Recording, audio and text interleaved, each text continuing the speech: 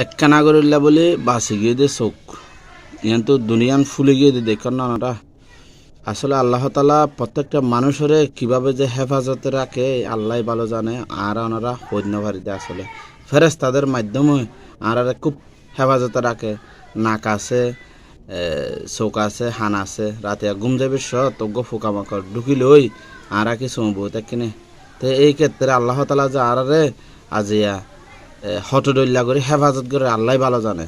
কিন্তু আজিয়া যে এসে আরে যে হুকামা করে হন মাঝে এইবার যে সে চোখত হওয়ার মারতে বলি চোখ বলি না যাইতে আজিয়া আলহামদুলিল্লাহ আল্লাহ তালা যে রক্ষা করছে লক্ষ কোটি কোটি টিয়া দিয়ে না চোখ নহয়, কিন্তু অরিজিনাল চোখের মতো নইব। কিন্তু আলহামদুলিল্লাহ আল্লাহ তালা যে আরে বাঁচাইয়ে চোখত মধ্যে হন আমারে আল্লাহ তালার হাতে হাজার হাজার শুক্রিয়া।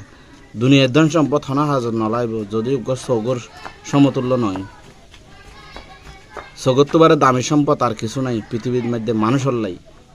তা দিয়া আল্লাহ তালা আরে কোটি কোটি টিয়ার সম্পত্তি দিয়ে, মিলিয়ন মিলিয়ন টিয়ার সম্পত্তি দিয়ে, হ্যাঁ, কিন্তু আরা দেয়া মূল্য নবুজির। তারপরেও আরা তো দুনিয়ার মেডিল্লাই বলি আরা হতডল্লা ফেরেশানি করির, হতডল্লা অসন্তুষ্টি প্রকাশ করির আল্লাহ তালার হাসে। ইন আসলে খুব নাফরমানি বিষয়।